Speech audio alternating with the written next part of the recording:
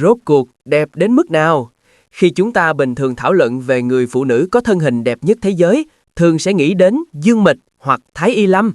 Quả thật, thân hình của hai nữ minh tinh này đã đạt đến cực hạn. Nhưng trước những thân hình phụ nữ đỉnh cao nhất toàn cầu, thì hai người họ lại có phần kém hơn rất nhiều. Gần đây, truyền thông nước ngoài bình chọn 10 phụ nữ có thân hình quyến rũ nhất toàn cầu.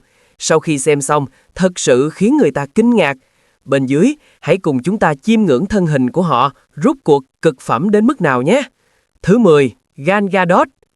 Thân hình của Gal Gadot có thể nói là hoàn mỹ. Cô ấy sở hữu chiều cao lý tưởng 178cm, đường cong cân đối và cơ bắp săn chắc khỏe mạnh, bụng phẳng săn chắc đầy sức mạnh, đường vai cũng cực kỳ ưu mỹ. Có thể thấy, ngoài thân hình bẩm sinh tốt, cô ấy hậu thiên cũng bỏ không ít công sức. Thứ 9. Kim Kardashian. Kim Kardashian là nhân vật dẫn đầu của gia tộc Kardashian. Cô ấy nổi bật nhờ thân hình hoàn mỹ. Thân hình Kim Kardashian sở hữu đường cong đầy đặn, đặc biệt là phần hông nở và vòng một căng tròn, trở thành một trong những đại diện của thẩm mỹ hiện đại. Tuy nhiên, đáng tiếc chiều cao của cô ấy chỉ có 160cm, nhưng tỷ lệ và đường nét của cô ấy lại thể hiện sức hút vô song. Thứ 8. Scarlett Johansson. Scarlett Johansson giống như Kim Kardashian cũng chỉ cao 160cm, nhưng vẫn thể hiện thân hình khiến người ta kinh diễm. Đường cong thân hình của quá đủ đen, uyển chuyển, đa tư, đặc biệt là vòng một đầy đặn và đôi chân thon dài, mang đến cho cô ấy vẻ ngoài vừa quyến rũ vừa thanh lịch. Ngoài ra, quá đủ đen không chỉ có vẻ đẹp tự nhiên mà còn đầu tư rất lớn vào lối sống lành mạnh và tập luyện, khiến cơ thể luôn giữ ở trạng thái xuất sắc nhất. Thứ 7. Lisa, Blackpink. Lisa tuy không cao, chiều cao chỉ 171cm, nhưng tỷ lệ thân hình lại cực kỳ hoàn mỹ. Cô ấy cũng là mỹ nữ cửu đầu thân mà giới giải trí công nhận. Mà tốt nhất không chỉ là thân hình, nhan sắc của cô ấy cũng cao đến bất ngờ. Lisa từng nhiều lần lọt top 100 gương mặt đẹp nhất thế giới. Phải biết rằng, mỹ nữ số 1 Trung Quốc Địch Lệ Nhiệt Ba trong bảng xếp hạng này cũng chưa từng lọt top 10. Thứ 6. Diletta Leotta. Đây là một mỹ nữ đến từ Ý. Ban đầu cô ấy là người dẫn chương trình thời tiết Ý, nhưng vì thân hình quá xuất sắc, dần dần thân hình của cô ấy cũng trở thành tiêu điểm trong mắt khán giả. Sau khi sự nổi tiếng tăng lên, sau này cô ấy còn gia nhập Sky Sport Italy, trở thành bình luận viên bóng đá. Sau khi làm bình luận viên thể thao, cô ấy được cầu thủ bóng đá Đức Loris Karius để ý.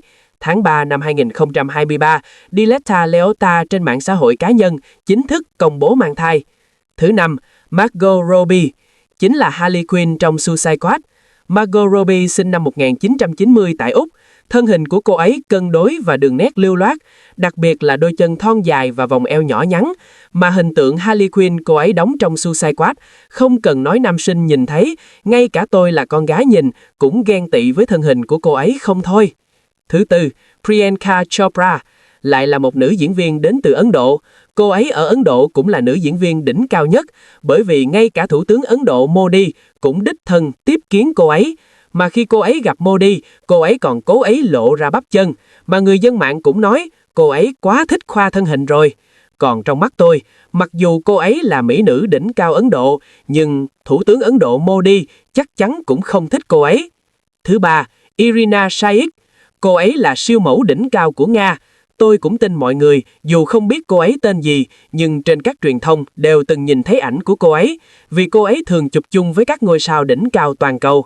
Cô ấy từng hẹn hò với cầu thủ bóng đá nổi tiếng Bồ Đào Nha Cristiano Ronaldo, nhưng năm 2015 chia tay, từng được bình chọn là một trong 10 mỹ nữ săn giết nhất thế giới. Vậy, mọi người thấy thân hình của cô ấy và Dương Mịch ai hơn ai nhé? Thứ 2. Ivanka Trump. Mặc dù Ivanka Trump không phải minh tinh, nhưng chiều cao, thân hình và khí chất của cô ấy hoàn toàn không thua minh tinh, thậm chí còn vượt trội hơn nữ minh tinh. Thứ nhất, Kelly Brook. Vị mỹ nữ này đến từ Anh, là người mẫu nổi tiếng Anh, diễn viên, MC và nhà thiết kế đồ bơi, là football baby của Anh. Kelly Brook là nữ thần hoàn mỹ trong lòng rất nhiều fan nam.